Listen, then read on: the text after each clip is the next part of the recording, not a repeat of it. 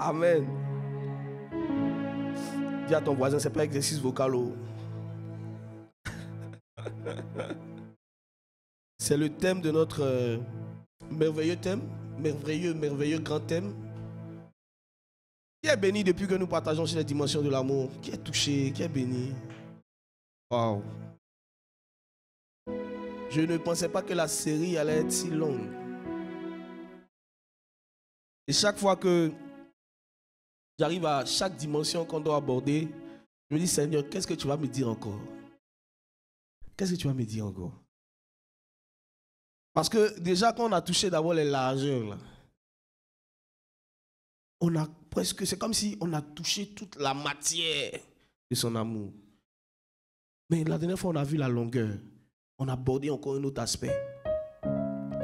Donc, quand je venais comme ça sur les hauteurs, je dis, Seigneur, qu'est-ce qu'on va dire encore? On a déjà tout dit. Mais hier, dans la nuit, le Seigneur m'a dit, c'était pas encore fini, tu n'as même pas fait la moitié du chemin. Les hauteurs, ça c'est dangereux. Parmi les dimensions de l'amour, toutes ces dimensions se valent. Mais l'une des dimensions qui touche beaucoup au surnaturel, sont les hauteurs. Parce que le mot hauteur, autant pour moi, signifie deux choses. Sinon, on dira trois. La première chose, c'est un mot grec. Le mot c'est oupsos, hauteur, oupsos. Et ce mot signifie trois choses. Dis avec moi trois choses. La première chose, c'est que ce mot peut désigner simplement le ciel. Quand on dit hauteur, dans le grec, c'est le même mot qu'on prend pour désigner ciel. Donc quand on parle des hauteurs de l'amour de Dieu, on vous parle d'une dimension céleste de son amour. On va toucher la prochaine fois les profondeurs.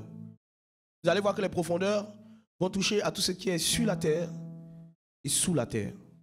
Amen. Donc le mot hauteur veut dire ciel.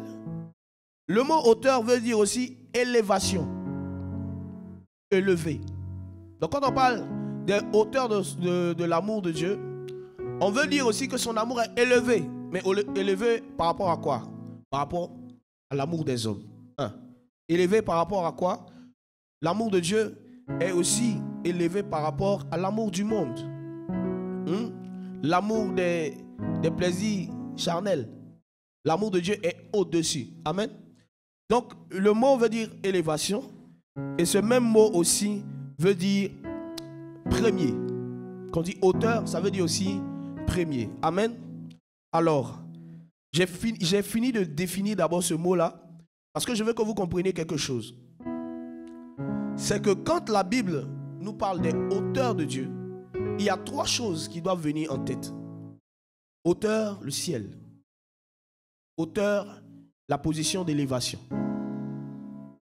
Hauteur aussi veut dire en termes de rang, premier. Amen. Avant de continuer,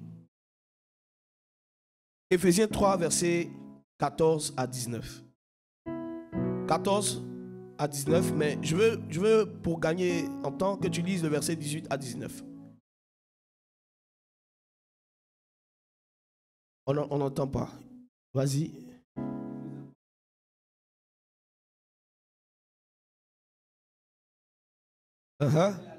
La largeur, la longueur, la profondeur, la hauteur, et connaître l'amour de Christ qui surpasse toute connaissance, en sorte que vous soyez remplis. Amen. Alors, la hauteur de son amour surpasse toute connaissance. Et cette compréhension de cette dimension de son amour nous remplit de son esprit. Nous met dans une position céleste. Amen. Alors, sur quoi l'amour de Dieu, sinon à quoi l'amour de Dieu est comparé pour qu'on dise que c'est un amour qui est haut? Quand on dit que quelque chose est haut, c'est par rapport à quelque chose qui est qui est court. On est d'accord? Donc, la hauteur de son amour se manifeste d'abord sur, première chose, le péché. Lisons ensemble Éphésiens 4, versets 7 à 10. La première manifestation de son amour, comme étant la hauteur, c'est le fait d'être élevé. C'est le fait de dominer sur le péché. Allons-y. 24, verset. Mais à chacun de nous, la grâce donnée selon la mesure du don de Christ. À chacun de nous, la grâce a été donnée selon la mesure du don de Christ. Continue. C'est pourquoi il est dit. Étant monté en haut. Il est monté où? En haut. En haut. Il a amené des captifs. Il a fait des dons aux hommes. Ok. Le mot ici qui est traduit par haut, c'est le même mot grec qui veut dire hauteur. La Bible dit qu'il est monté en haut. C'est la Bible qui le dit. Hein. Voilà. Il y a des gens qui disent que ce n'est pas un français. C'est un français spirituel. Dis à ton voisin, c'est un français spirituel. La Bible dit qu'il est monté en haut. C'est la Bible qui dit. Amen. Et qu'est-ce qu'il a fait en montant en haut? C'est pourquoi il est dit, il est monté en haut, il a amené des captifs. Donc, en montant en hauteur, il n'est pas parti seul. Il a amené un groupe de personnes dans ces hauteurs-là. Et ces personnes-là sont appelées ici les captifs, les esclaves. Donc, la hauteur de son amour, c'est le fait qu'il a pris des captifs et qu'il est monté avec eux. Il est monté avec eux. Et il a fait des dons aux hommes. Lis le verset 9 à 10. Or, que signifie il est monté, sinon il est aussi descendu dans les régions inférieures de la terre. Ça, nous allons toucher ça dimanche prochain. Les régions inférieures de la terre. Dimanche prochain, on va parler des profondeurs. On va terminer avec les profondeurs. On aura un culte, worship. Et puis, enseignement sera puissant. Les profondeurs, nous allons beaucoup adorer et prier. Vas-y, verset 10. Lis le verset 10 rapidement. 10, Celui qui est descendu, c'est le même qui est monté au-dessus de tous les cieux. Il est monté au-dessus de tous les cieux. Il est monté au-dessus de tous les cieux. Afin de remplir toutes choses. Ok. Donc, la Bible nous dit que il a pris des esclaves et il les a emmenés en haut. Le mot ici en haut, comme je vous ai dit, ça veut dire ciel. Donc il a pris en réalité des personnes qui étaient de la terre, qui étaient captifs sur la terre, et il les a emmenés au ciel. Mais la Bible dit que lui-même, il est monté au-dessus de tous les cieux. Donc, il a placé ces personnes-là à une position élevée, et lui, il est monté à une position très élevée. C'est pour ça qu'on appelle le très haut. Donc, il est au-dessus des captifs. Vous voyez? Et les captifs sont au-dessus de la terre. En réalité, quand on dit que Jésus-Christ te met si on te dit que Jésus-Christ te met au-dessus du péché, ça ne veut pas dire que tu es au-dessus de lui. En réalité, tu es au-dessus du péché lorsque tu es en dessous de Jésus.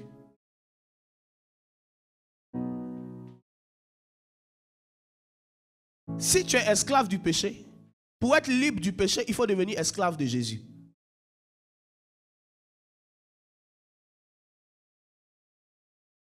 Tout ce que tu veux dominer en termes d'addiction, en termes de puissance charnelle qui te pousse à désobéir à Jésus, il faut que tu décides de devenir esclave d'autre chose. Tu ne peux pas dire que je vais me libérer du péché et puis être libre. En réalité, il n'y a pas de liberté. Il y aura toujours quelqu'un au-dessus de toi. Amen. Alors, si j'ai besoin de 3 personnes, aujourd'hui, je fais beaucoup d'illustrations. Je veux 3 personnes. 3 personnes. N'ayez pas peur. On peut faire un exemple. Ok. Donc, disons ici que... Ok, toi tu es en blanc. Ouais, ça c'est bien. Viens. Ça c'est la hauteur. Ça c'est... Arthur, toi tu viens ici. Ok. Ça c'est le noir, c'est la terre. La terre. Ça, c'est... Non, viens là. Viens. Voilà. ici. Ok. Donc, ça c'est la terre. On est d'accord? C'est un exemple. Ça, c'est en haut. On t'a emmené en haut. Ah, là, ok. On nous fait signe. Allez, là. C'est bon? Ok. La terre. On est d'accord? En haut, le ciel bleu que vous voyez là. Et puis l'endroit, la demeure de la sainteté, le blanc, là, vous voyez, très haut. Donc, le pécheur, le captif, était là. Il était à ce niveau.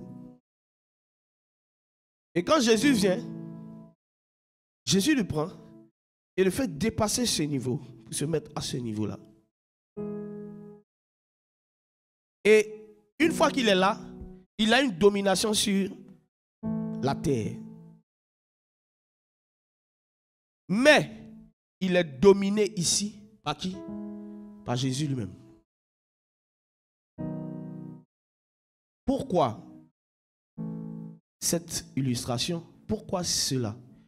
Parce qu'en réalité, c'est la puissance qui vient d'ici, qui permet à ce qu'il puisse être maintenu là et qu'il puisse aussi dominer.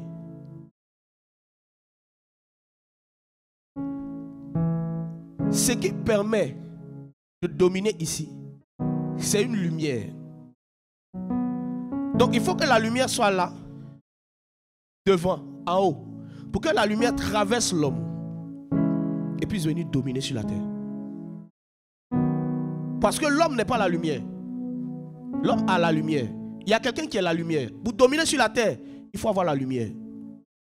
Donc la lumière va toujours se placer au-dessus. Pour qu'en réalité, l'homme soit considéré peut-être comme celui qui domine, mais en réalité, il tire sa lumière du très haut. Alors, si tu veux vaincre une domination quelconque, si tu veux vaincre un péché quelconque, tu veux vaincre une addiction quelconque, il ne faut jamais te mettre là. Parce que ta force vient de là. Donc il faut accepter de rester en bas, sous le très haut. On ne devient pas libre du péché en prenant des résolutions. On devient libre du péché quand on devient esclave de Jésus.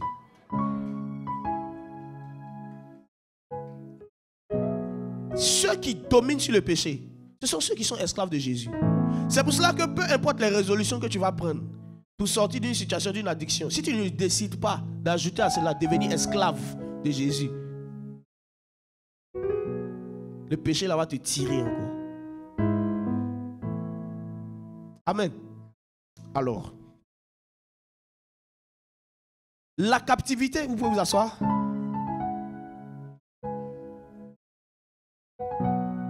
De la loi du péché. Et cette captivité, comment elle se manifeste? On peut lire ça dans Romains 7, versets 19 à 24. Comment la loi de la captivité se manifeste? Allons-y. Romains 7, versets 19 à 24. Car je ne fais pas le bien que je veux. Je veux faire le bien, mais je n'arrive pas à le faire. Et je fais le mal que je ne veux pas. Et je fais le mal que je ne veux pas. Et si je fais ce que je ne veux pas, si je fais ce que je ne veux pas, ce n'est plus moi qui le fais. Ce n'est plus moi qui le fais. C'est le péché qui habite en moi. Ok, donc voici l'esclave, voici la condition d'un esclave. Il ne fait pas ce qu'il veut. Il fait ce qu'il ne veut pas. Pourquoi? Parce qu'il est sous la domination des maîtres. Donc chaque fois que dans ta vie, il y aura une situation dans laquelle tu veux sortir, mais tu es contraint de rester dans cette situation, ça veut dire que tu es esclave. Je me rappelle une fois, dans notre début de notre conversion, on partait évangéliser dans un quartier. Et nous étions en train de parler de ce message de la délivrance de l'esclavage du péché. Et il y avait un jeune qui disait que non, mais lui n'est pas esclave. Il est libre, il mange à satiété, il peut aller à l'école, il peut se déplacer. Et l'Esprit nous a donné une parole de connaissance. Parce que ce jeune était dans la masturbation. Donc on a dit, fais juste une semaine sans te masturber. Il dit non, il ne peut pas. Mais c'est que tu es esclave. Parce qu'en réalité, l'esclave n'a pas la capacité d'agir par lui-même. C'est pour ça que l'apôtre Paul va dire, c'est même plus moi qui le fais, c'est le péché qui le fait à travers de moi. Le péché a une domination sur moi. Je suis esclave. Tout ce que tu n'arrives pas à arrêter, qui déshonore Dieu, ou tout ce qui te contraint à marcher d'une certaine manière, c'est ton Dieu. C'est ton maître. C'est pour cela que pour savoir si je suis esclave de Jésus ou je suis esclave du péché, il faut regarder ce que tu fais régulièrement. Et il faut regarder les résolutions que tu prends, que tu ne tiens pas.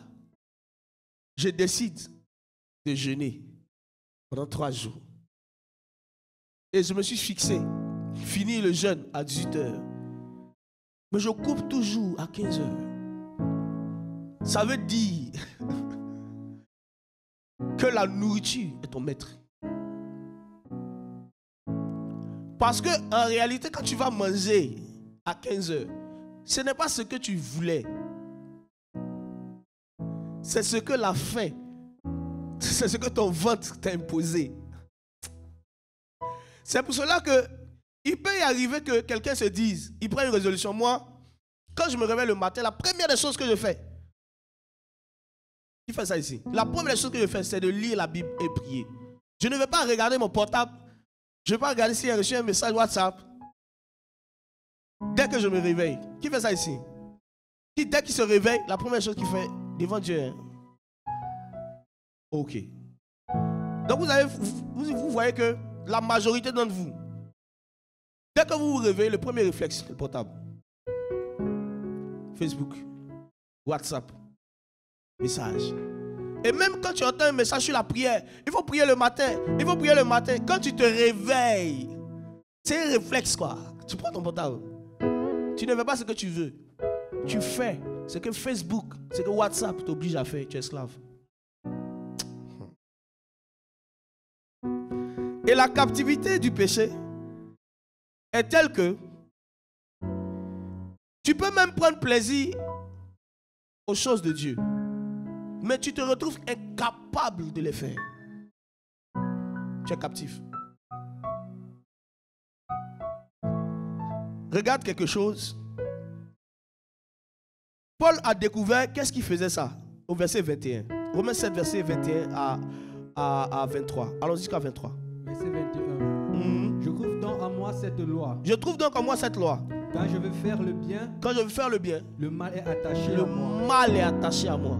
Car je prends plaisir à la loi de Dieu. J'aime la loi de Dieu. Selon l'homme intérieur. Mais je vois dans mes membres. Une autre loi. Qui lutte contre la loi de mon entendement. Qui lutte contre la loi de mon esprit. Et qui me rend captif de la loi du péché. Et ça me rend quoi? Captif de la captif de quoi? De la loi du péché. Donc la loi du péché c'est quoi? C'est que tout homme qui n'a pas le Saint-Esprit, qui naît sur cette terre, est soumis au péché. Naturellement. Il est soumis à la désobéissance naturellement. Parce que, étant sorti d'Adam, qui a péché, qui a désobéi au Seigneur, le péché a été, mes frères et sœurs, transmis de génération en génération. Quand vous allez voir un enfant qui naît, je veux dire, qui est innocent, qui a des attitudes de méchanceté. Il est très petit, mais il est méchant. N'aime pas partager. Qui lui a enseigné cela? Non, il est né avec. Comme il y a des enfants, ils ne dorment pas. Dès que leurs parents... Je vais dire ça à quelqu'un. C'est pas que l'enfant est dans la sorcellerie. Hein. Écoutez bien. Il y a des enfants qui ne dorment pas le soir. Dorment pas le soir. C'est-à-dire quoi? Le parent finit de faire ses travaux. Il revient. Ou il veut dormir. C'est là l'enfant, à partir de 14h, 15h, il a fait sa sieste. Il attend son papa. Il attend sa maman. Dès que la maman veut, oh, l'enfant est réveillé. Il pleure. On lui donne le biberon, il ne veut pas. On lui donne ça, il ne veut pas. Il dit il veut ça, il veut ça, il veut ça, il veut ça. Et le papa ou la maman va veiller toute la nuit à cause de l'enfant. Ça, attendez, ça c'est pas la méchanceté ça. Les enfants sont égoïstes. Les enfants ne pensent qu'à eux. Les enfants sont manipulateurs. Mais où ont-ils appris cela? C'est la loi du péché.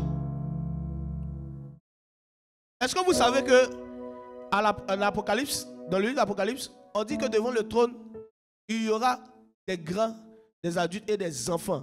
Vous savez ça? Vous ne savez pas? Donc, quand tu vas juger les gens, il y a les enfants que tu vas juger. La Bible ne donne pas l'âge de ces enfants-là. La Bible ne dit pas ils auront quel âge. On dit, quand Jésus va venir, il y a les enfants qui va juger. Tellement le péché est à son comble. Même les enfants seront jugés. Donc la loi du péché là, c'est quelque chose qui est transmis de génération en génération. Et de telle sorte que ça te touche depuis ton enfance. C'est pour cela que tu fais tout pour dire que tu ne vas pas te mettre en colère. Mais tu te mets en colère. Et les gens ont pour habitude de dire que dans la famille, là, notre sang est chaud. Notre sang, là, ça tourne à 360 degrés. Et c'est pourquoi tu vois souvent, il y a certaines tribus, dans certains peuples, pas d'Afrique seulement, hein, différents peuples. On dit que à ceux-là, leur affaire de palabre, ils aiment la bagarre. Ce peuple-là, c'est des violents. Mais est-ce que vous pensez que tous les gens de ce peuple-là aiment la violence? Avec tout ce que la violence engendre comme problème?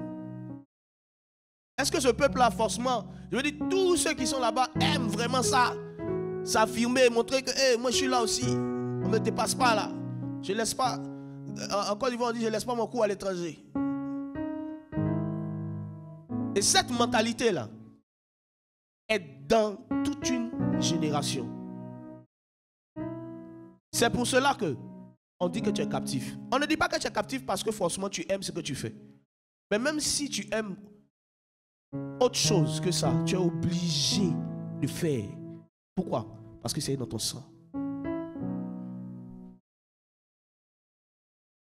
Est-ce que vous comprenez cette vérité? Donc, la plupart d'entre nous ici, pour ceux qui n'ont pas croisé Jésus, vous êtes encore esclaves de cette loi. Mais ceux qui ont croisé le Seigneur, la Bible dit qu'il a pris les captifs et puis il les a emmenés en hauteur. Les captifs, les captifs quotidiens, ceux qui sont captifs tous les jours. Ça fait des années, la personne dit, moi j'ai reçu Jésus-Christ, moi j'ai reçu Jésus, et puis tu es toujours captif. Il y a un problème. Parce que quand tu reçois Jésus, il t'emmène dans les hauteurs. Il te met au-dessus de la loi du péché. C'est pour cela qu'on ne reconnaît pas un chrétien à sa manière de s'habiller. On ne reconnaît pas un chrétien à sa capacité à prêcher. On ne reconnaît pas un chrétien à sa capacité à prier pour les malades et les malades sont guéris. On reconnaît un chrétien par sa capacité à dominer le péché. Dominer sur le péché. Être en haut. La Bible va nous dire qu'il nous a transportés du royaume des ténèbres au royaume de son admirable lumière. La Bible va nous dire encore que nous sommes assis avec Christ où?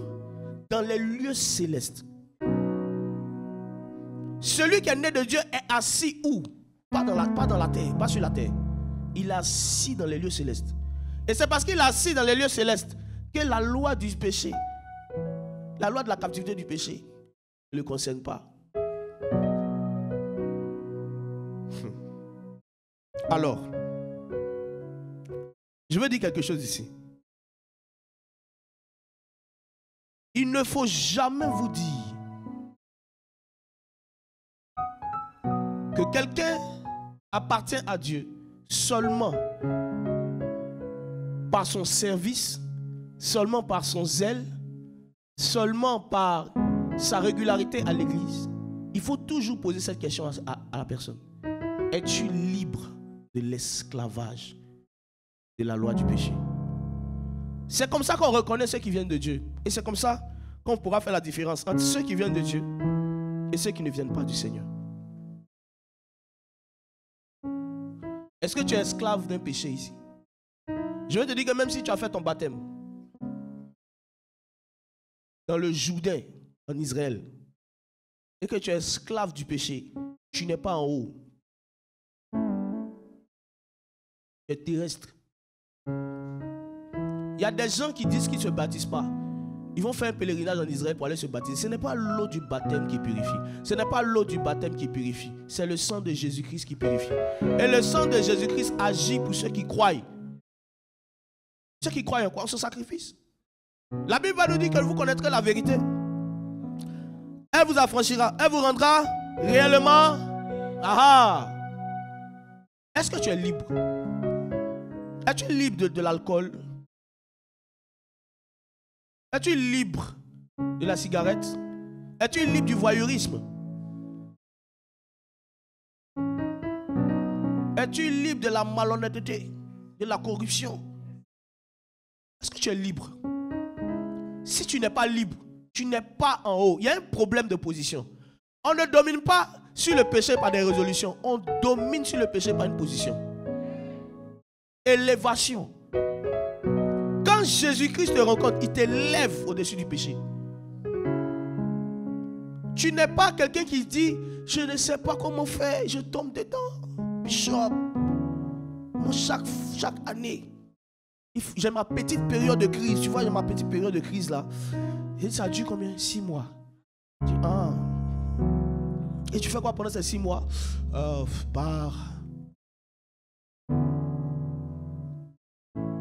Femme. Et ça fait 6 mois. À partir de la fin de l'année, comme je sais que les sorciers là tuent beaucoup de gens, je me convertis. Je me convertis. Je vais dans les réunions de prière. Mais le 31, la période noire arrive. Mon frère, ma soeur, est-ce que tu es réellement libre? Le fait qu'il y a des choses dans ta vie qui te maintiennent esclave depuis que tu dis que tu as connu Jésus et qui sont là, ça fait des années, ça doit te faire te poser une question. Est-ce que je suis réellement libre? Ce n'est pas un semblant de liberté. C'est une réalité. Pose-toi cette question. Regarde ton voisin. Il faut lui dire, est-ce que tu es réellement libre? Est-ce que tu es réellement libre?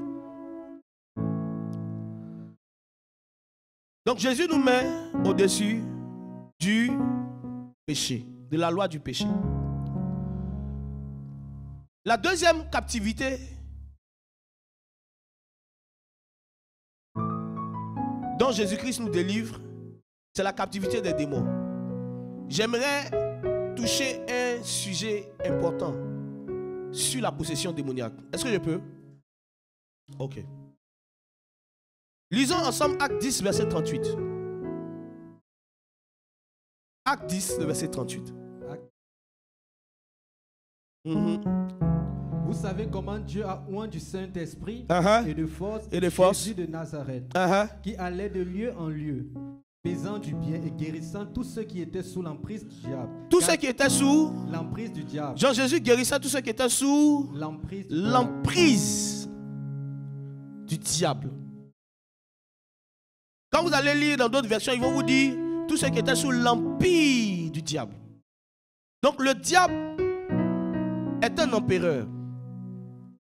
Et dans son empire, il y a des captifs que Jésus-Christ, par sa mort, a libérés et a emmenés en haut.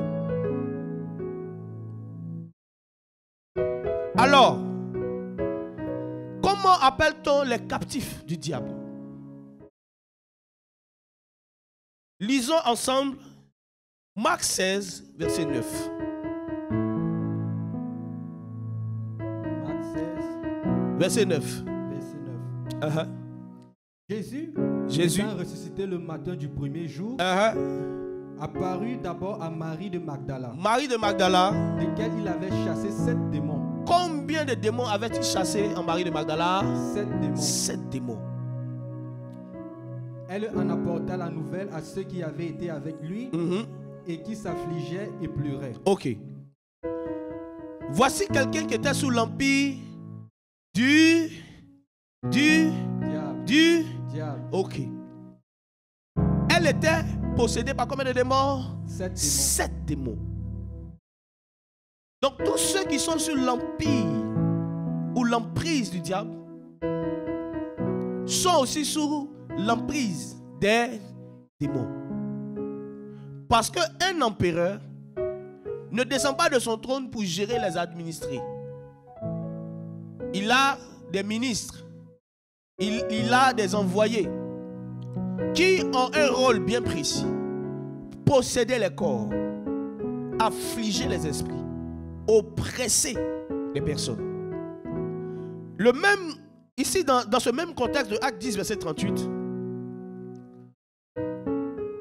il y a certaines versions qui vont traduire par ceux qui étaient sous l'empire du diable, ils vont traduire ceux qui étaient oppressés par des démons.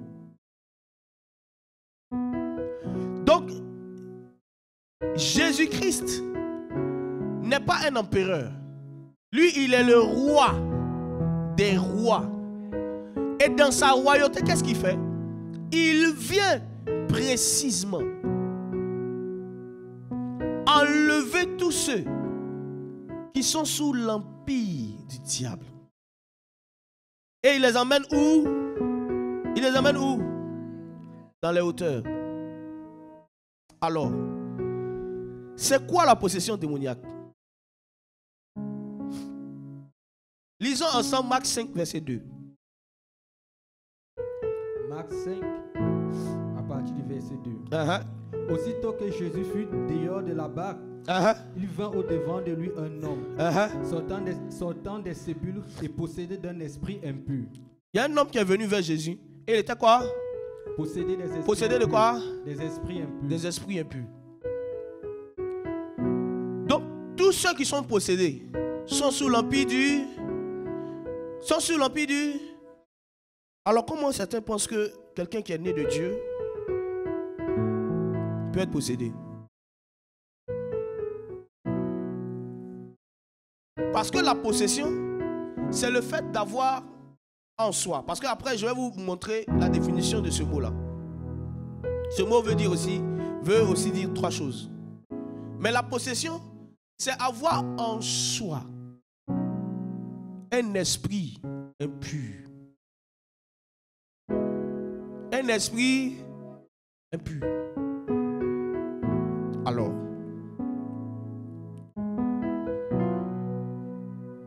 est-il possible pour quelqu'un qui est né de nouveau d'avoir en lui le Saint-Esprit et un esprit impur? Votre réponse? Votre réponse? Rien qu'à dire oui. Hein? Votre réponse? Alors pourquoi on trouve dans beaucoup d'endroits des gens qui disent qu'ils sont chrétiens et on chasse des démons qui sont en eux?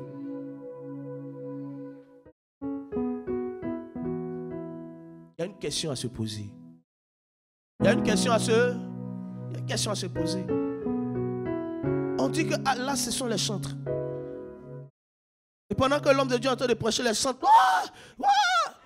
les démons, chasse les démons, sors, ils ne sont pas, sors. Arrive un moment, l'assistant pasteur, mais qu'est-ce qui se passe? On demande, on cherche à savoir si c'est l'onction, ce n'est pas l'onction. On dit pas l'esprit, il dit, je suis l'esprit de Python. On dit,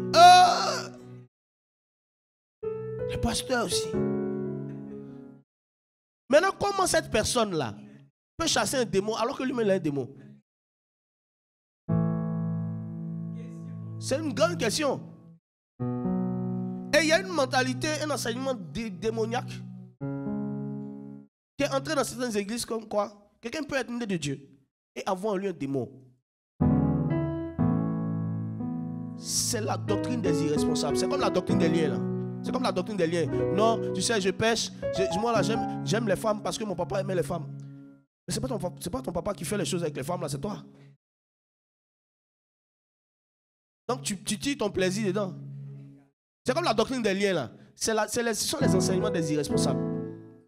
Les gens qui ne veulent pas prendre la faute de leur péché, mais ils mettent ça sur quelqu'un. C'est parce que les pères ont mangé les raisins et puis les dents des enfants sont agacés. La Bible dit que chacun va mourir pour son propre péché. Oui.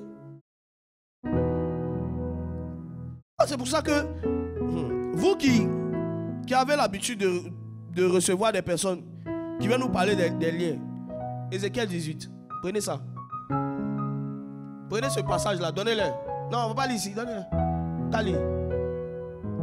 Si tu n'es pas capable, Dieu t'a permis d'aller à l'école. Hein? Dieu t'a permis d'aller à l'école. Quelqu'un peut me chercher le passage? Apprête-moi le passage. Si je chasse les démons par Belzébul, apprête-moi ce passage-là. C'est dans le livre de Matthieu.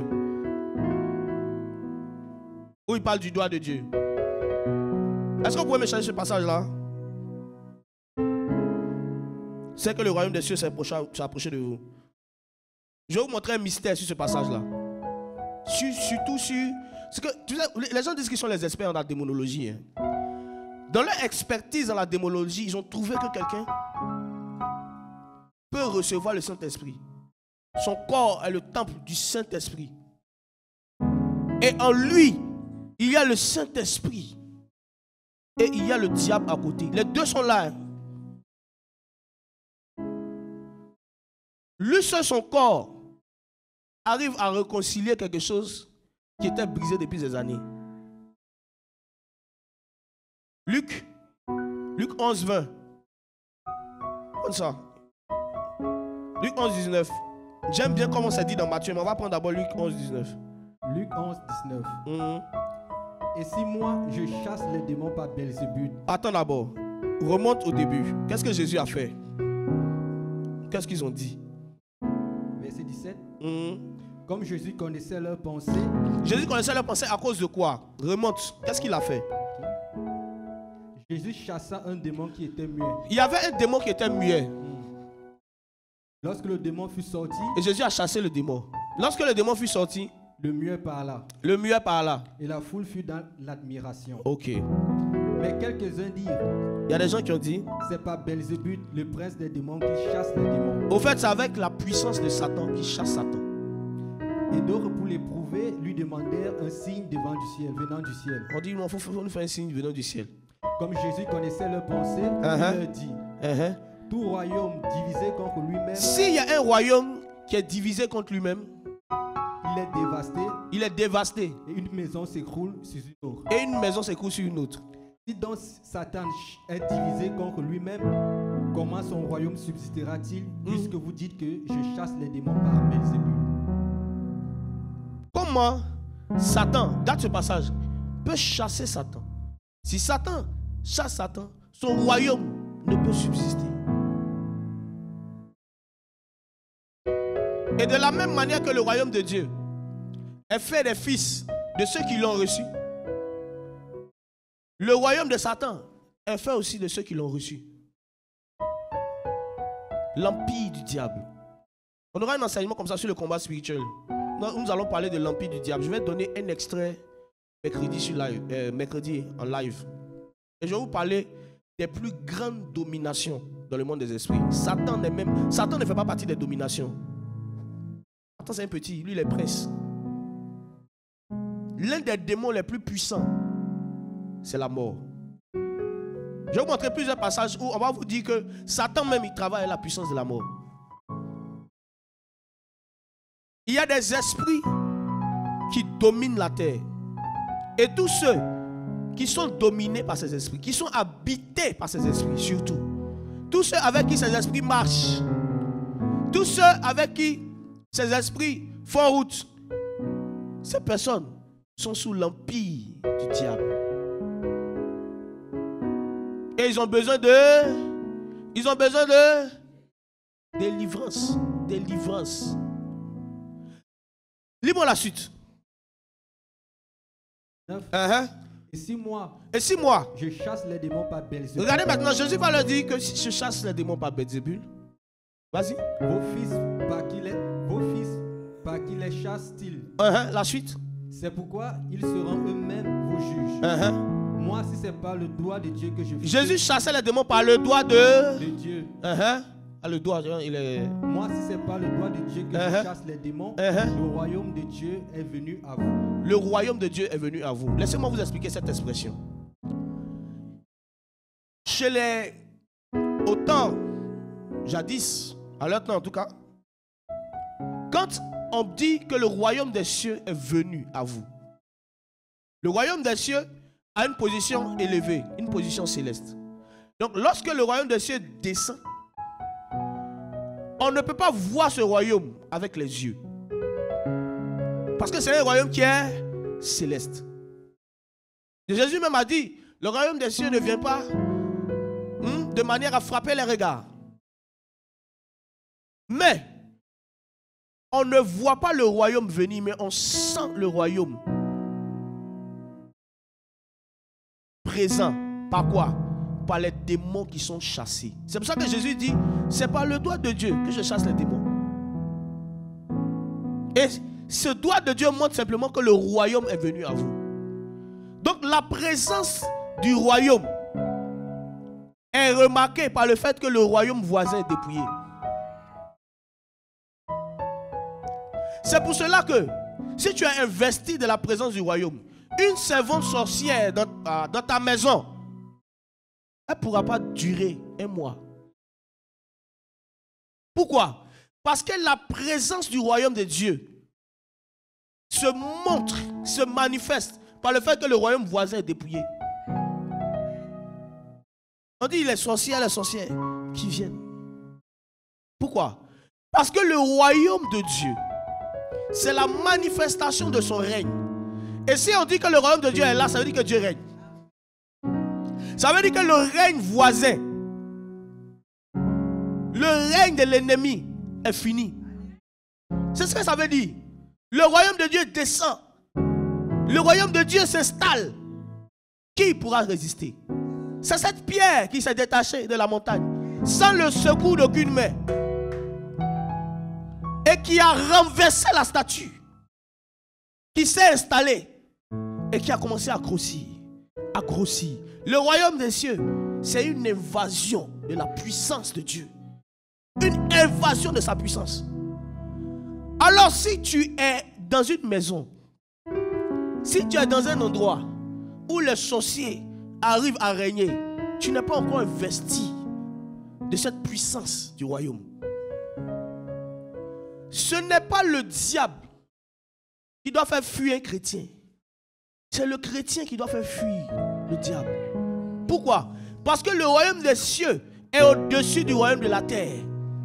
Et quand le royaume des cieux descend, la terre elle-même cède la place. Et Jésus a regardé ces personnes et leur a dit, mais en réalité, ce que vous n'avez pas compris, c'est que les démons qui sont chassés, c'est parce que le royaume des cieux est venu à vous. Alors, si la simple présence du royaume dans un temple juif peut déjà chasser les démons et la simple présence du royaume en toi, j'ai reçu Jésus, mais je suis encore possédé, j'ai encore un esprit impur, c'est que le royaume n'est pas venu. C'est que le royaume n'est pas venu. Tu es tombé sous l'onction, mais l'onction là n'est pas venue. Je me rappelle, lorsque plusieurs étaient là, faisaient des débats sur ça. Non, un chrétien peut être possédé. J'ai dit que mon gars, mais si on doit, c'est que retournons dans le monde. Parce que Jésus n'est pas capable de te délivrer entièrement. Non, au fait, tu sais, dans le corps, il y a l'âme, il y a l'esprit. Tu vois, il y a l'âme, il y a l'esprit. Il y a le corps, tu vois. Non, le démon, il est dans le corps. Et puis Jésus est dans l'esprit. Il a dit, dans ton corps, il appartient à qui? Ton corps, il appartient à qui? Il appartient au démon. Ton corps appartient au démon. Il dit, non, c'est pas ce que je voulais dire.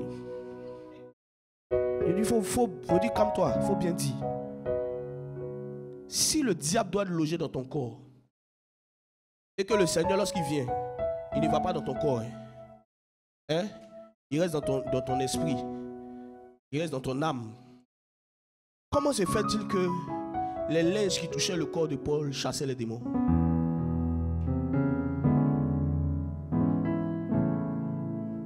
Jésus a donné une réalité. Il dit Satan ne peut pas chasser Satan. Maintenant lui, il parle de nous. Il nous donne une grande commission. Il dit chassez-les. Donc comment un chrétien peut être possédé? S'il est possédé, Jésus ne peut pas lui dire il n'a qu'à chasser des démons. Parce que Satan ne peut pas chasser Satan. Donc déjà par cette affirmation vous dit allez chasser Satan. Il est en train de dire que vous ne serez pas possédé. Parce que vous allez avoir la capacité de chasser Satan. Chassez les démons. Chassez les démons. Chassez les démons. N'ayez pas peur. La présence du royaume convainc au diable qu'il est temps de s'en aller. Si les sorciers se sentent à l'aise dans ta maison, si dans ta famille les sorciers se sentent tellement à l'aise qu'ils peuvent t'empêcher de venir à une réunion familiale, ça veut dire que le royaume des cieux n'est pas venu. Il faut que lorsqu'on dit à une réunion familiale où il y a des sorciers, quand tu viens comme ça, on dit oh le royaume est venu. On arrête notre sorcellerie. On arrête ça. La Bible va nous dire que Jésus-Christ, tellement investi de la puissance et de la présence du royaume, Jésus-Christ homme, il passe quelque part. Jesus Christ. Il met les pieds sur une île. Les démons qui faisaient fuir les habitants de Gadara viennent se prosterner à ses pieds. Et il négocie où il doit partir. Pourquoi? Parce que le royaume des cieux est venu. Jésus-Christ est dans la synagogue. Il est juste en train de partager la parole. Et les démons commencent à s'agiter. Il n'a même pas prononcé leur nom. Pourquoi? Parce qu'il était investi de la puissance du royaume. La Bible dit qu'une fois il était en train de partager la parole, les gens avaient l'impression que le royaume des cieux allait descendre. La puissance du royaume. Celui qui est né de Dieu est investi de la puissance du royaume. Il ne peut pas être possédé par un démon. La possession c'est quoi? Le dictionnaire français va définir la possession comme tout être vivant qui est dominé par une puissance maléfique et occulte. La possession va être aussi définie comme tout homme dont un démon s'est emparé.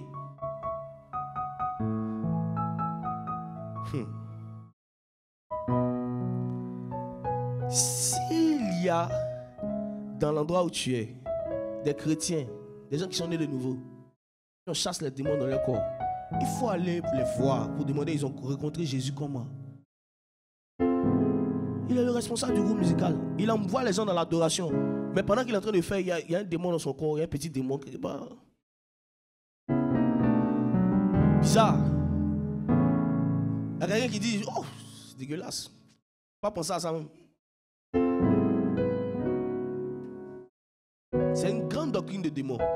Et c'est les irresponsables qui font ça. Tu sais, c'est vrai, je suis chrétien, mais je suis mi-ange, mi-démon. Tu vois un peu, non?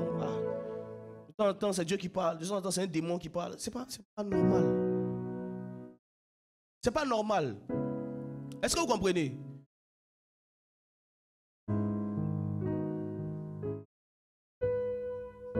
Qui comprend ce que je dis? Alors, je veux encore parler de cela. Parce que hier, quand j'étais en train de prier, l'Esprit m'a dit qu'il faut parler de cela. Il y a quelqu'un ici qui s'est posé cette question à cause de beaucoup de choses qu'elle a vues dans son assemblée. On dit que la sœur elle est convertie, mais chaque fois qu'il y a un prophète qui vient, chaque fois qu'on invite un homme de Dieu, elle manifeste les démons. La personne s'est dit, ah, peut-être qu'un chrétien peut être possédé parce qu'on la regarde. Elle a le fruit de l'esprit. Elle parle bien, elle est douce, elle est calme. Je peux dire quelque chose? Judas était un proche collaborateur de Jésus. Mais Jésus a dit, n'est-ce pas moi qui vous ai choisi, l'un de vous est un démon. Donc ce n'est pas parce que quelqu'un est la préférée de l'homme de Dieu qu'elle n'est pas possédée. C'est pas parce qu'il est le protocole de Daddy qu'il n'est pas possédé. C'est pas parce qu'il organise les concerts qu'il n'est pas possédé. Les démons aiment l'argent. Oui. Et l'un des problèmes aujourd'hui dans l'église, c'est qu'il y a beaucoup de possédés qui sont à des postes de responsabilité. C'est pour cela qu'ils sont contre tout ce qui est prophétique, tout ce qui est atmosphère de prière. Le calme, le calme. Partage la sainte parole de Dieu. Partage l'évangile, la parole, l'amour. Ne touche pas à certains sujets parce qu'ils savent que leurs œuvres seront dévoilées. Quand des hommes sont possédés dans une église, ils annulent les programmes de prière pour les sorties à la plage, les sorties des tentes, les rencontres entre singles. Ils annulent les temps de prière pour ça. Pourquoi? Parce qu'ils ont peur que les démons se manifestent en public. C'est ces mêmes personnes qui vont dire: nous on n'invite pas quelqu'un dans notre église. Nous dans notre église, c'est lui seul qui prêche. Parce qu'ils savent que sa prédication, ça ne chasse pas les démons.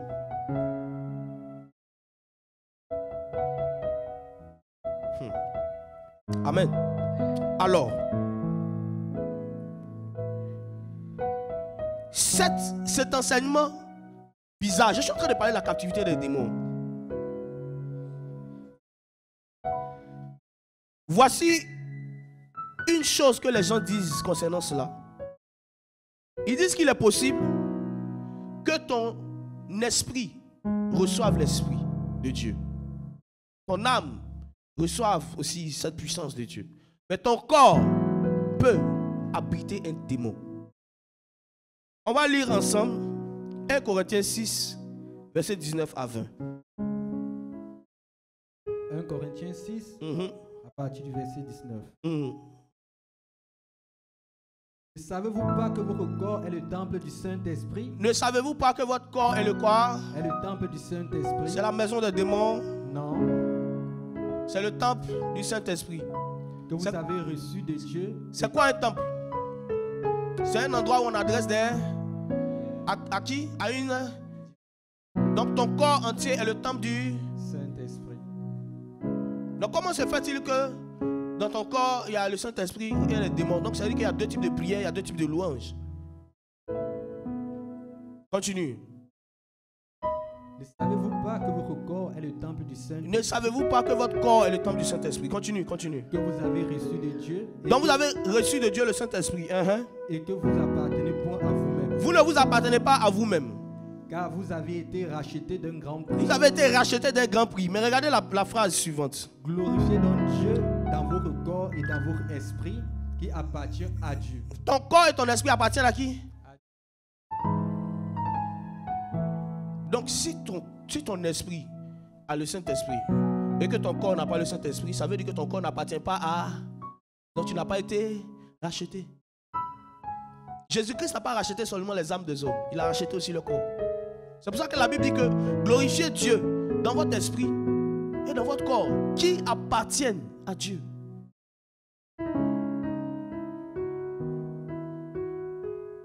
Si tu te lèves d'ici, tu as une réunion de prière.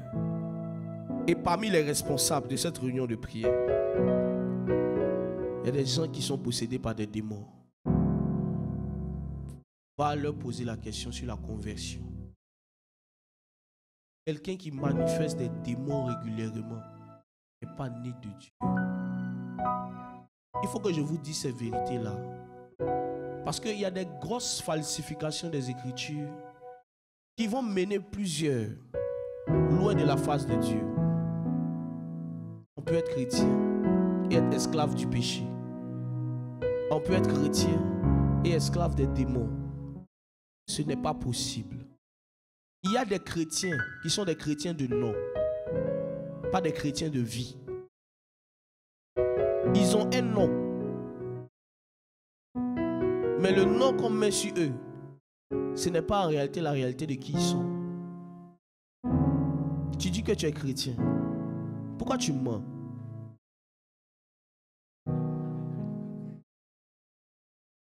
Ça t'est arrivé de mentir une fois, on peut comprendre. Mais depuis que tu dis que tu es chrétien, tu mens sur tout. Tu mens tout le temps. mens sur ton âge, tu mens sur ton nom, tu mens sur ta famille. Toujours tu mens.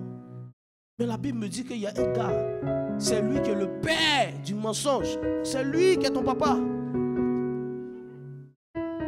Parce que le Dieu que tu pries, on t'a dit que on dit il est qui?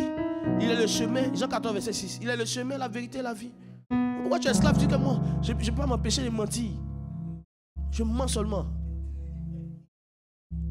Il fait jour, mais il dit bonsoir. Il ment seulement. C'est que moi, c'est un autre niveau. C'est pas normal. Tu dois quand même te poser la question. Pourquoi? Je dis que j'ai rencontré Jésus. Pourquoi cette chose? Au fait, vous ne vous posez pas souvent les bonnes questions. C'est pour ça que vous durez dans les problèmes. Vous ne vous posez pas souvent les bonnes questions parce que vous n'êtes pas honnête envers vous-même. Vous savez, Dieu peut connaître le problème de quelqu'un. Mais tant que la personne n'est pas honnête envers elle-même, Dieu ne peut pas l'aider. Moi, je connais des personnes qui sont en panne d'onction, qui sont en panne de la puissance. Mais quand ils viennent devant toi, ils font comme s'ils sont les grands hommes de Dieu. Moi, je parle en langue. Moi, je parle en langue, je touche les gens. La puissance de Dieu. Mais tu es esclave de la masturbation. Tu es esclave, tu es esclave. Parle-moi de ça. Comment on peut t'aider? Parce qu'un homme de Dieu qui est esclave de l'impudicité, il va faire des dégâts avec le nom de Dieu. Il va pécher. Il va pécher avec la main gauche. Et puis avec la main droite, il a attrapé la Bible. Et c'est ça aujourd'hui le réel problème des églises. Je vais avancer dans mon message, mais je veux vraiment toucher ça encore plus, en profondeur. C'est ça le problème aujourd'hui des églises. On a des personnes qui n'ont pas connu Jésus, qui sont à des postes de responsabilité. Et la plupart des scandales que nous avons dans les milieux chrétiens, c'est ces personnes-là, dites chrétiennes, qui font ça. Et on dit, il y a un chrétien qui a fait ça. Mais ce n'est pas un chrétien. C'est un membre d'église. Oui. C'est un membre d'église. Est-ce que c'est tous ceux qui vivent au Maroc qui sont marocains? Non. Tu peux aller d'un endroit, mais tu n'appartiens pas à cet endroit. Est-ce que c'est tous ceux qui viennent dans ta maison, qui sont propriétaires de la maison, qui sont membres de la famille? Non. Alors, comment se fait la délivrance? Comment Dieu emmène des captifs dans la position terrestre, dans la position du péché et de l'empire du diable? Comment il emmène ces captifs-là de cette position à la hauteur de son amour, à la hauteur de son ciel? Il le fait par l'œuvre de la croix. L'œuvre de la croix, c'est le processus par lequel Dieu décide de donner un pont aux hommes par lequel ils pourront atteindre les hauteurs. C'est pour cela que dans la manière dont la croix est designée, il y a ce bâton-là qui touche la terre et qui est pointé vers les hauteurs. Le pont par lequel tu peux atteindre les hauteurs. Tu peux être au-dessus du péché. Tu peux être au-dessus de la mort. Tu peux être au-dessus de la captivité démoniaque. Ce pont-là, c'est la croix. Lisons quelque chose. Romains 8, versets 1 à 4. Romains 8, à partir de 1. Attends, avant de lire Romains 8, à partir du verset 1, revenons à Romains 7. Paul, qui avait décrit combien de fois il était esclave et captif de la loi du péché, il va dire quelque chose au verset 24. Lis Romains 7, 23 à 24. Mais je veux que votre attention soit focalisée sur le verset 24. Parce que quand Paul ici est en train de parler, il parle de la condition d'un homme qui n'a pas encore reçu le Seigneur.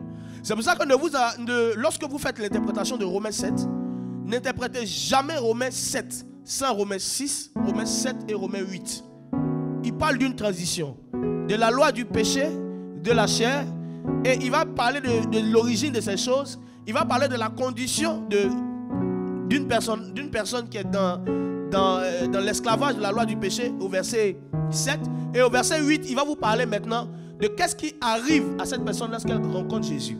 Donc, Romains 6, origine. Romains 7, la condition. Hein? Et Romains 8, la délivrance.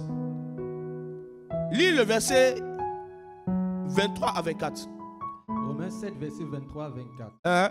Mais je vois dans mes membres une autre loi qui lutte contre la loi de mon entendement et qui me rend captif de la loi du péché qui est dans mes membres. Verset 24. Misérable que je suis. Misérable que je suis. Qui me délivrera de ce corps mortel. Qui me délivrera de ce corps mortel. Donc, Paul parle ici de sa condition avant qu'il rencontre Jésus. Il dit, je suis misérable parce que je n'arrive pas à faire ce qui est bien. Je n'arrive pas à obéir. Alors, qui pourra me délivrer? Il donne la réponse dans Romains 8, le verset 1. Il n'y a donc maintenant aucune condamnation. Il y a donc maintenant aucune condamnation pour ceux qui sont en Jésus-Christ. Il n'y a aucune condamnation pour ceux qui sont en... Donc on ne peut pas prendre ce verset-là pour dire, surtout le Romains 7, pour dire que quand quelqu'un pêche, ce n'est pas lui qui pêche. C'est le péché qui est en train de faire ça. Il y a des doctrines aussi bizarres comme ça, il y a des enseignements bizarres comme ça. Il y a une communauté dont le nom commence par une lettre de l'alphabet. On ne sait jamais, peut-être qu'ils sont ici. Qui dit que quand un homme fait une action, une mauvaise action, ce n'est pas lui qui fait. C'est le péché qui le fait en lui. Donc, chez eux là-bas, on ne demande pas pardon pour les péchés. Parce que ce n'est pas toi qui pêches. C'est le péché qui le fait en toi. Donc, j'étais en train de discuter avec quelqu'un comme ça. Ça, c'était en 2018. Et je disais à la personne, mais excuse-moi, c'est pas mon habitude. Si je te gifle tout à l'heure, qui t'a giflé? Elle dit, ce n'est pas toi, c'est le péché qui habite en toi. Je dis, ah. Donc on peut gifler. Elle est où? C'est qui? Et je lui ai demandé, mais d'où te vient ça? Je lui ai dit, mais ici quelqu'un aujourd'hui il vole et il va en prison. Elle dit, ce n'est pas lui. Ce n'est pas lui. C'est le péché. Je dis, mais c'est vous là, c'est qu'il y a beaucoup de... D'abord le péché est légalisé. Il couche avec les filles parce qu'il dit, c'est pas moi. C'est le péché qui habite en moi. Et je lui ai demandé, je me rappelle de cette soeur là, elle m'avait invité à une de ses communautés parce que je venais d'arriver dans la ville. J'avais eu mon premier poste à Soubré. Je venais d'arriver dans la ville et cherchais une église pour moi aller se réunir, prier. Et puis elle m'a invité dans son église. Quand elle a commencé à m'enseigner sur des choses, elle dit, hey, Jésus, les gens même là. Et je lui ai demandé à voir le pasteur, parce que le Seigneur m'avait donné un message pour le pasteur. Le Seigneur m'avait montré une vision. Et j'ai parlé avec le pasteur de l'église. On s'est dit beaucoup de choses. Il a reconnu beaucoup de choses et il a reconnu qu'il n'était pas dans le bon endroit. Mais bon, si c'est l'endroit qui paye son loyer, qui paye son truc, bon, vous voyez, tu dois choisir entre Jésus et puis voilà. Mais au début, lorsqu'il était en train de discuter avec moi, il m'a sorti ce verset-là de Romains 7. Il dit, tu vois Romains 7, Paul a dit, si je fais ce que je ne veux pas, ce n'est pas moi. Paul a dit que ce n'est pas lui. Mais c'est le péché qui est en train de faire sans lui. Je dis, homme de Dieu, il faut me prendre au sérieux. Il faut me prendre au sérieux. Si tout ce que les hommes font, c'est le péché qui habite en eux qui le font, pourquoi il y a un ciel? Pourquoi il y a l'enfer? Parce que nous tous là, c'est le péché qui agit en nous. Mais le péché là, on arrive à dire on ne veut pas faire. Et je lui ai dit, voici l'exemple que je lui ai donné, qu'il a fait reculer. Je lui ai dit, alors si c'est le péché qui habite en nous qui le fait, pourquoi tu ne vas pas tuer quelqu'un? Pourquoi tu ne vas pas voler l'argent de quelqu'un? Il dit c'est parce qu'il y a la prison. Il dit ah, donc le péché qui habite en toi là, il a des limites. Parce que tu connais les conséquences. Tu connais les conséquences de cela. Je dis c'est pour cela aussi que nous qui avons reçu le Saint-Esprit, nous connaissons les conséquences du péché. Et on décide de dire on ne pêche pas. Donc je lui ai dit que toi ton Dieu là, quand c'est toi ton péché là, c'est quand c'est les sanctions de prison, là, il réfléchit avant de faire des choses. Il dit que ça c'est la malhonnêteté.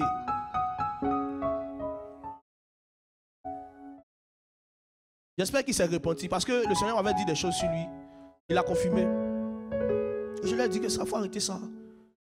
Parce que toi-même là tu as un truc. Il dit ouais, c'est pas moi, c'est le péché. Il dit tu vois comment tu es malhonnête. Sinon on a tous les mêmes envies. Mais on a choisi Jésus. Quel est le chemin qui mène à la vie? Personne qui veut aller en enfer. Qui veut aller en enfer? Qui? Lève ta main, on va te worship ici, tu vas voir.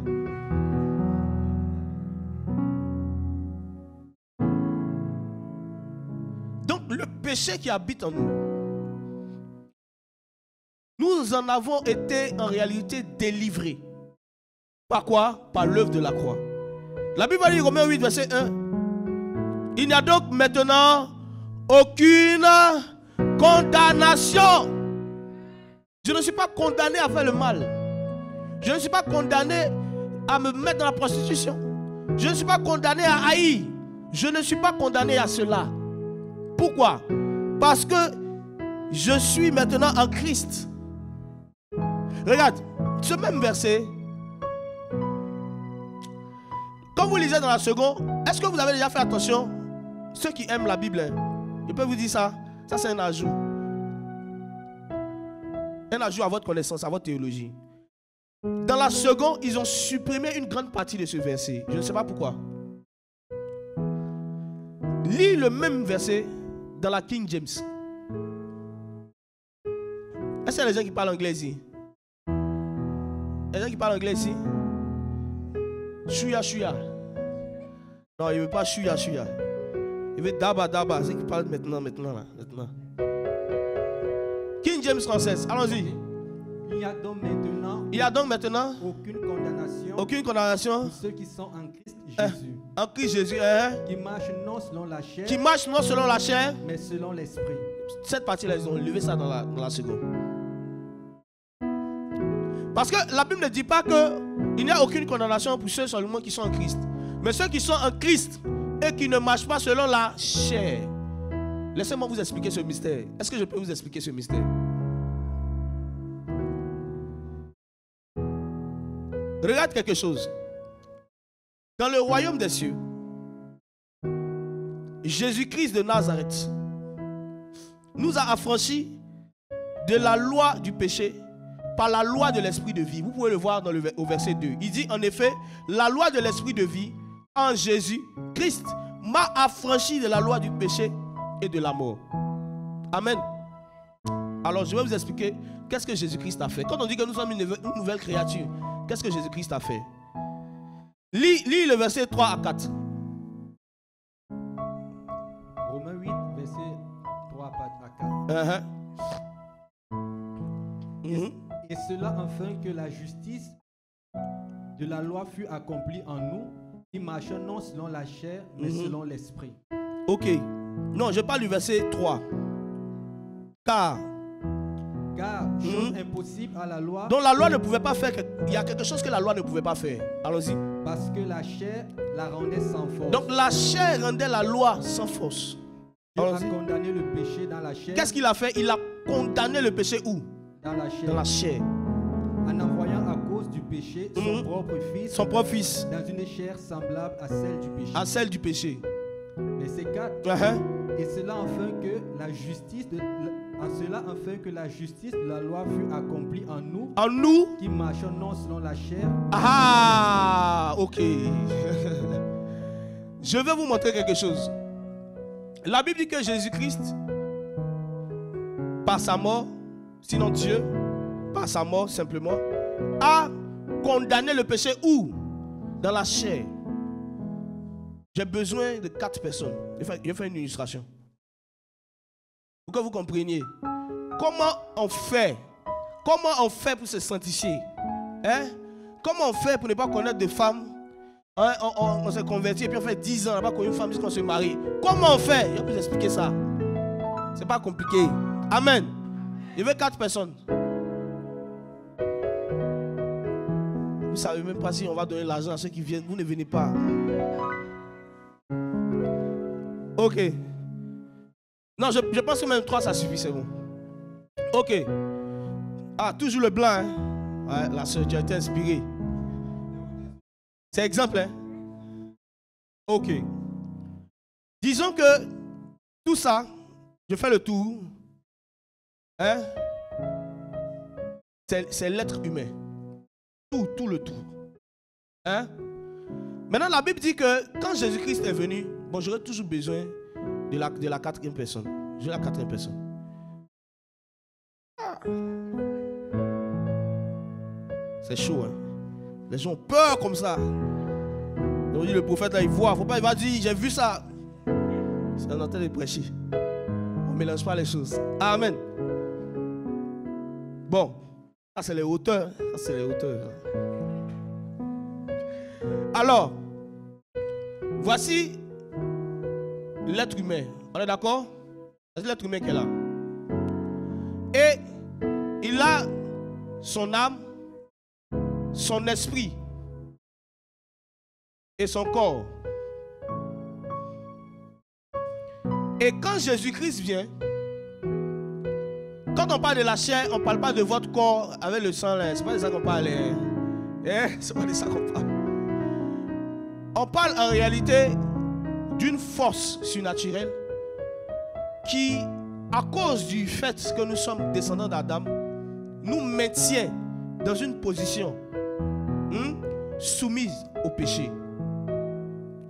Et cette force-là travaille beaucoup avec le corps. C'est le corps qui va commencer à avoir faim. Et si l'esprit t'a dit de jeûner, le corps dit non, ne jeûne pas. Mange ndolé là, mange ça bien.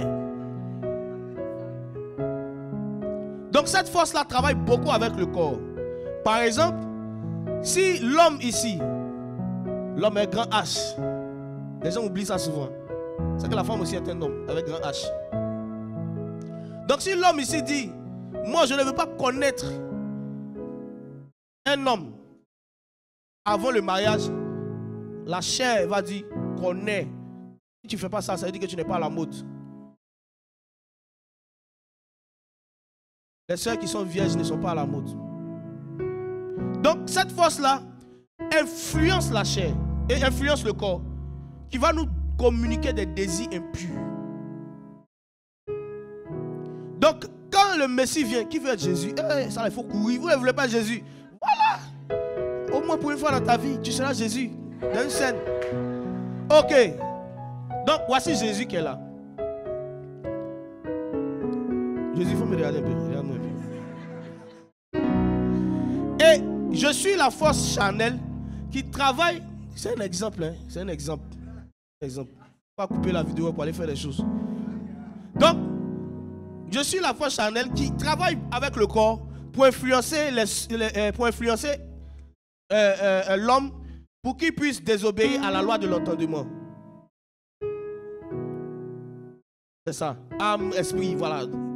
D'accord. Donc, quand Jésus-Christ vient, moi j'avais la capacité, à cause de ma puissance charnelle, d'agir aussi sur son esprit. D'agir aussi sur son âme, d'agir aussi sur son esprit. C'est les hauteurs, son esprit. Maintenant, quand Jésus vient, et puis Jésus me met ici, il me condamne dans la chair. Jésus, il faut te mettre à côté.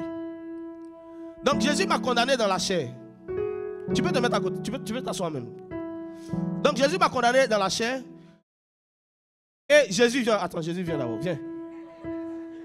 Tu es parti trop vite. Il faut suivre le mouvement. Et quand Jésus condamne la puissance de la chair dans le corps, il va maintenant. Quand il condamne la chair dans le péché, je suis là. Je ne peux pas bouger. Je ne peux plus influencer celui-là. Je ne peux plus influencer celui-là complètement. Je ne peux plus influencer celui-là complètement. Et maintenant, Jésus, viens ici. C'est un exemple. Jésus béti, ici. Voilà.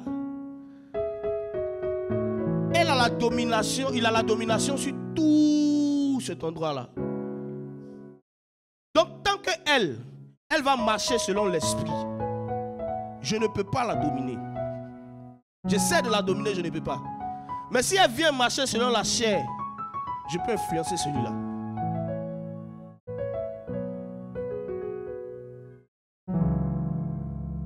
Donc il a fait de telle sorte que tant qu'un homme marche selon l'esprit, comme Jésus, il peut faire 30 ans sans péché. Parce qu'il ne descend pas d'un endroit qu'on appelle la chair. C'est pour ça que la Bible dit qu'il faut marcher selon l'esprit pour ne pas accomplir les désirs de la chair. Donc, en fait, marcher selon l'esprit, c'est marcher dans les hauteurs. Tant que tu seras dans la dimension de l'esprit, tu es en haut. C'est pour cela que des hommes peuvent faire 7 ans, ne touchent pas de femme, puis se marient. Pourquoi? Parce qu'ils marchent dans les hauteurs. Mais si tu te blagues un peu, tu dis non, tu as cédé un peu à ta chair. C'est que toi-même ton esprit va faire là, toi-même tu seras étonné. Donc il a condamné le péché. C'est comme s'il a condamné le péché dans une pièce qu'on appelle la chair.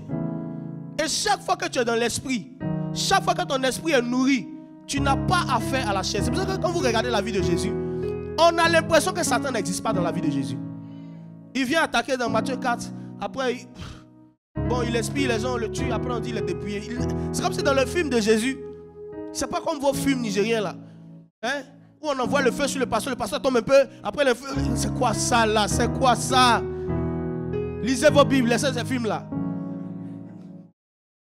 Quand vous marchez dans le domaine de l'esprit, vous êtes en haut. En haut. Vous êtes dans les hauteurs. Ce n'est pas que vous n'avez plus de désir concernant votre corps. Mais comme vous êtes en haut, la chair ne peut pas venir vous travailler. Ce n'est pas possible. C'est comme l'image d'une maison. Jésus vient et puis te dit, celui qui venait au salon, hein, pour tout mélanger, pour détruire tout là, je l'ai enfermé dans une pièce qu'on appelle la chair. Donc si tu veux vivre la paix au salon, il ne faut pas aller dans la pièce. C'est ça au fait. Donc tu restes au salon, même si tu entends des voix qui te disent, viens dans la chambre. Ne viens pas.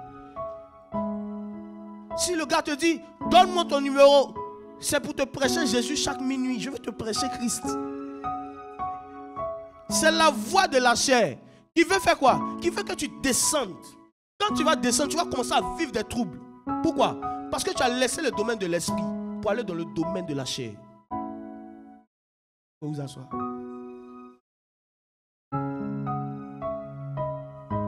Voici le mystère de la croix.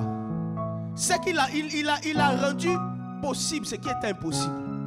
La chair n'a plus de pouvoir, elle était condamnée.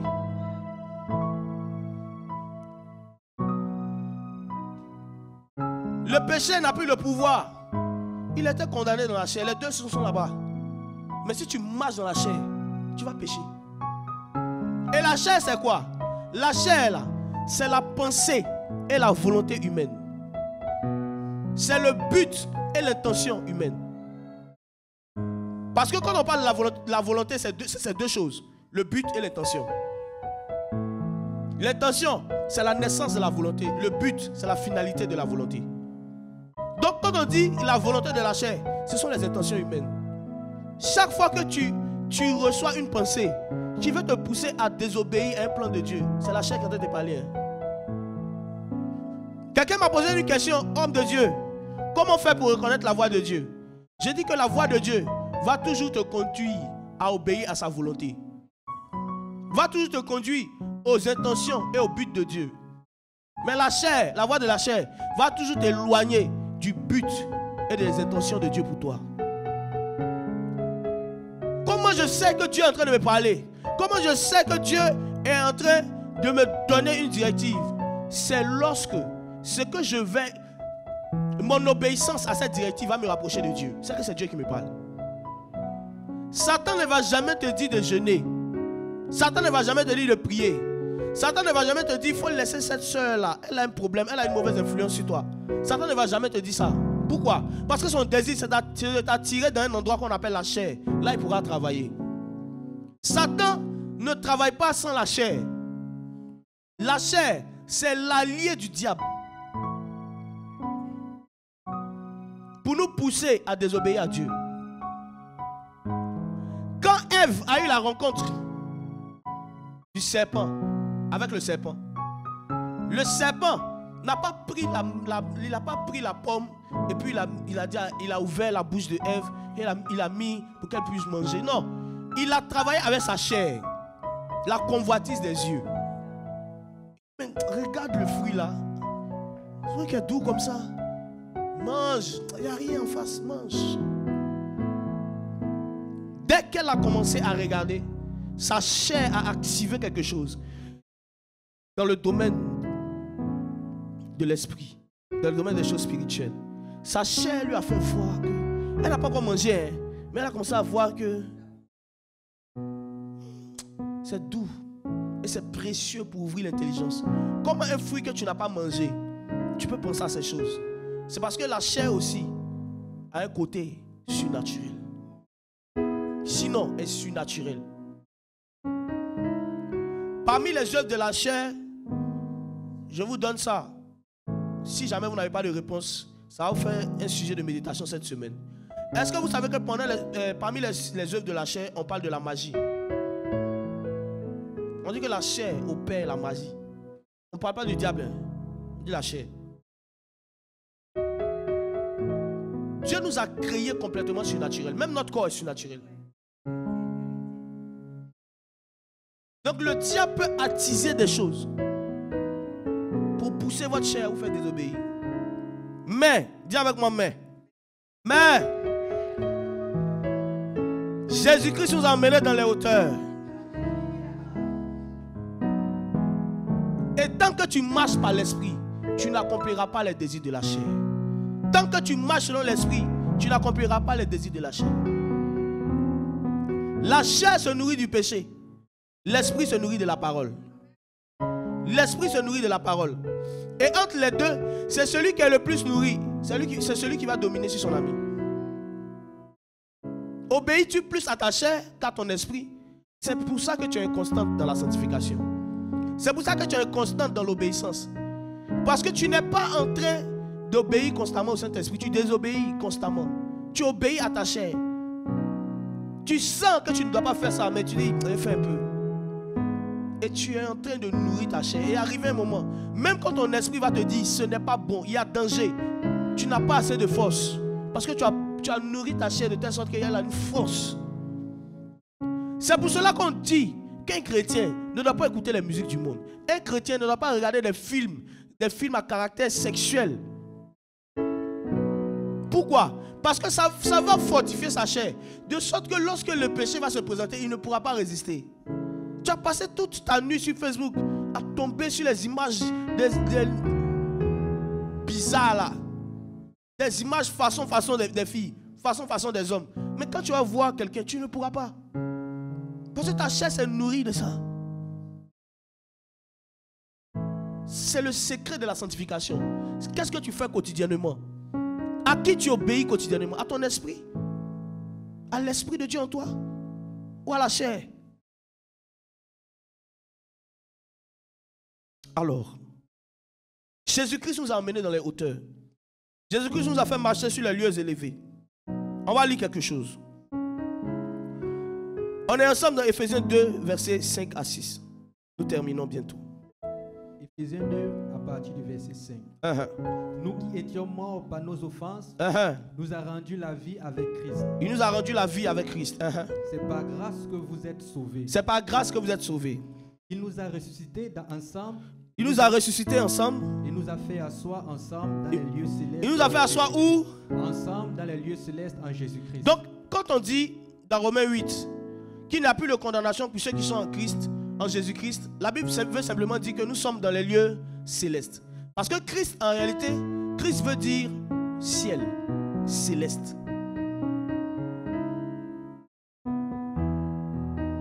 Le premier homme, Adam, était tiré de la terre, Adam.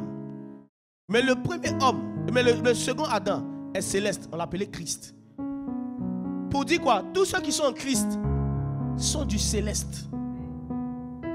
Maintenant, tous ceux qui sont en Adam sont de la chair. Donc, est-ce que je vais obéir à mon Adam ou à mon Christ? Regardez un autre verset. Un autre verset encore. Colossiens 3, verset 1.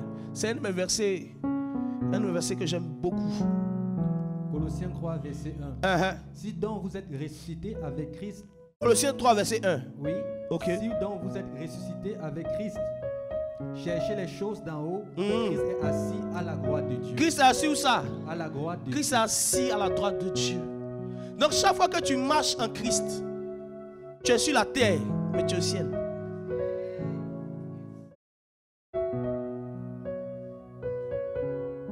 Tu es sur la terre, mais tu es où? Quelqu'un me dit comment? Comment? Comment tu peux être sur la terre et puis tu es au ciel?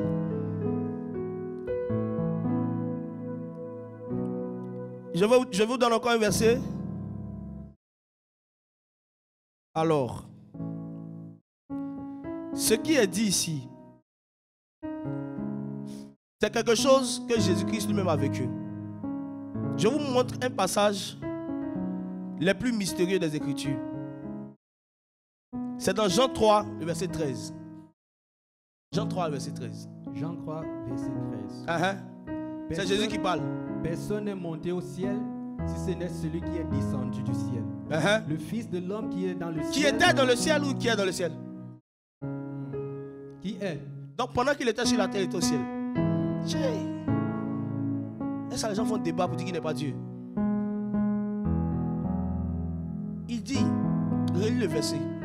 Personne n'est monté au ciel si ce n'est celui qui est descendu du ciel. Le Fils de l'homme qui est dans le ciel. Non, on ne dit pas le Fils de l'homme qui était dans le ciel. On dit le Fils de l'homme qui est où? Dans le ciel. Dans le ciel. Donc ce qui faisait que Jésus-Christ arrivait à dominer sur le péché, c'est que c'est vrai, il était sur la terre physiquement, mais dans l'esprit, il était dans le ciel. Et le péché ne peut pas atteindre le ciel. Parce que le ciel, c'est l'endroit où les captifs qui étaient sur la terre reposent. Ils se reposent des œuvres du péché pour pratiquer maintenant les œuvres de la justice. Le ciel. Et la hauteur de son amour, c'est ça. Il t'a emmené en haut, au-dessus du péché, au-dessus des démons, au-dessus de toute principauté, au-dessus de tout nom de famille, au-dessus de toute culture. Ce n'est pas parce que je suis africain que je vais vivre la difficulté. Je suis au ciel. Je suis un citoyen du ciel. Je ne suis pas un citoyen de la terre. Ce n'est pas parce que dans ma famille il y a des pauvres que je serai aussi pauvre. Non, je suis céleste. Jésus-Christ venait d'une famille ordinaire. Mais à cause de lui, on connaît aujourd'hui Marie. Quand vous commencez à marcher avec le céleste, il y a une désactivation de toute votre origine terrestre.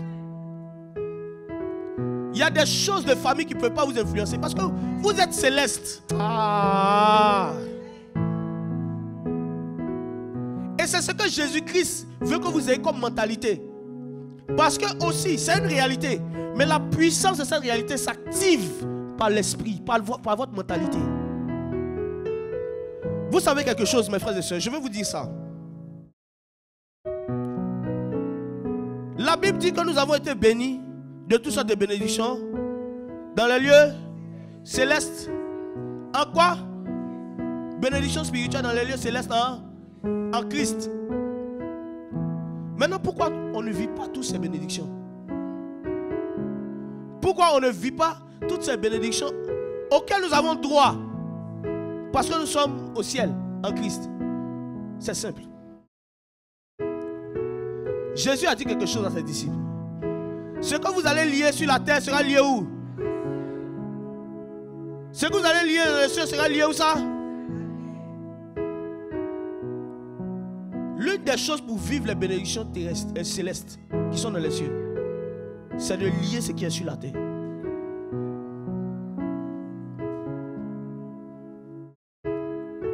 C'est de lier la chair et le péché sur la terre. Le règne de Dieu, c'est ça. Quand Dieu règne dans ta vie, le péché est lié. La chair est liée. Et vous pouvez maintenant vivre les bénédictions célestes. Pour vivre les bénédictions célestes, il faut se comporter comme un homme céleste. Un homme des cieux. Un homme qui est spirituel. On te blesse. Tu ne blesses pas, tu pardonnes parce que tu es céleste. La Bible dit que l'homme prudent met sa gloire à pouvoir passer au-dessus, Shiblaï Apalos, au-dessus des offenses. Et Jésus-Christ nous a montré la hauteur de son amour parce qu'il a placé son amour au-dessus de nos péchés. Nous avons tous péché contre Dieu.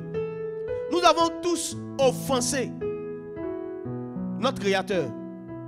Mais lui, il n'a pas rendu le mal pour le mal.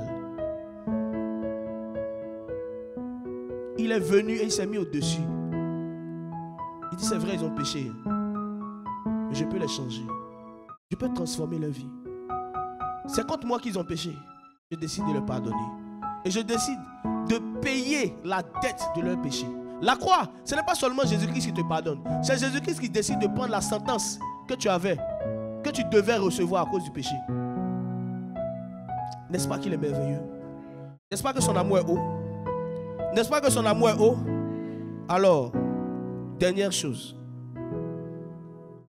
Joue-moi quelque chose de bizarre. Joue-moi quelque chose de bizarre. Alors, on va lire quelque chose.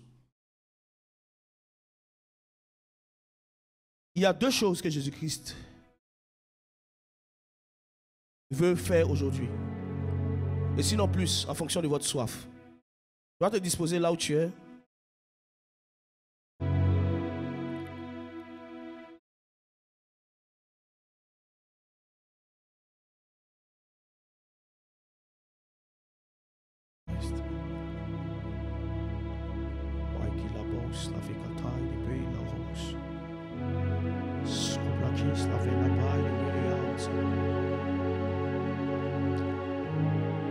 Dans Marc 3, verset 23-27, je lis le verset 27.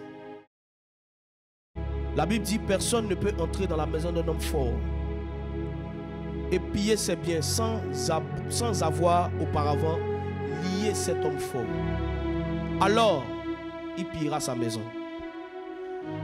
L'homme fort ici, c'est l'image du péché. C'est l'image d'un esprit de famille. C'est l'image en réalité de toute puissance qui dominait sur toute une génération, sur toute une vie, sur toute une destinée. Et l'homme qui entre pour le lier et pour piller ses biens, autrement dit le dépouiller des choses qu'il a volées, c'est Jésus-Christ. Quand Jésus-Christ entre dans ta vie, il lie l'homme fort. Il n'y a pas de pensées qui sont plus fortes que toi. Il n'y a pas de désirs qui sont plus forts que toi. Parce que tu as en toi celui qui est le Tout-Puissant. Celui qui est fort au-dessus de toutes choses. Celui qui t'a emmené dans les hauteurs. Il t'a tellement emmené dans les hauteurs. Il t'a tellement emmené dans les hauteurs. Dans les hauteurs. Dans les hauteurs. Que l'homme fort de ta vie tombe ce matin. Que l'homme fort de ta vie tombe ce matin.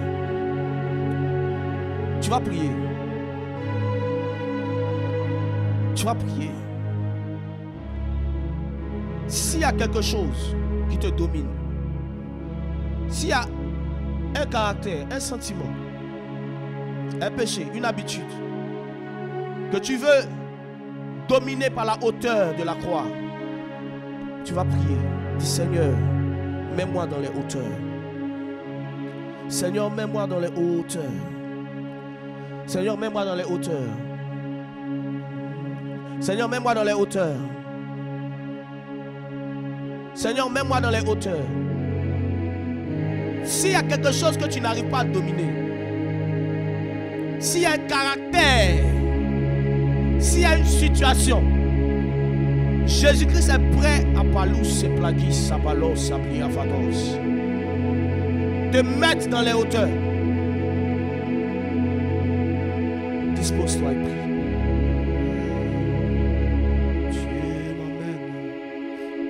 Tu m'emmènes dans les hauteurs. Tu me prends,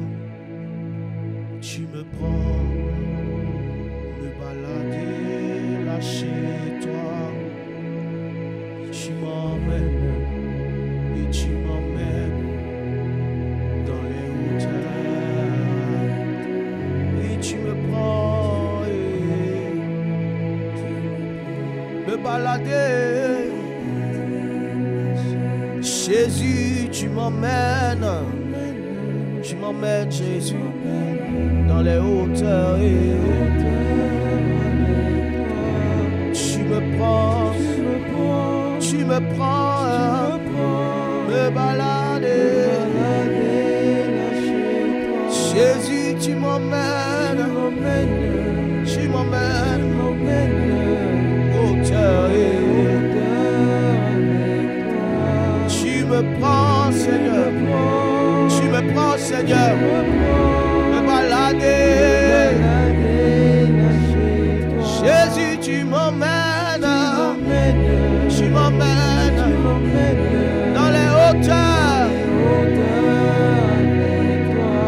Tu me prends, me balader. Jésus, tu m'emmènes dans les hauteurs et tu me prends, Seigneur. Tu me prends, Seigneur, me balader. Jésus, tu m'emmènes dans les hauteurs. Et oui, tu me prends, Seigneur. Tu me prends, Seigneur. Et Shabia Sadia. Et oui, tu m'emmènes.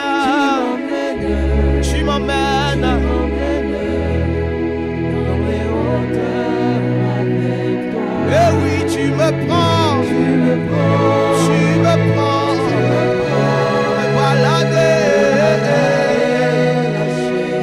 Jésus, tu m'emmènes. Dans les hauteurs. Jésus, tu me prends les plus grands. Tu me prends pour me balader là chez toi. Jésus, tu m'emmènes. Malou Sabilakoy. Suprakai de Palou. Siplaniano. Tu me prends, me balader.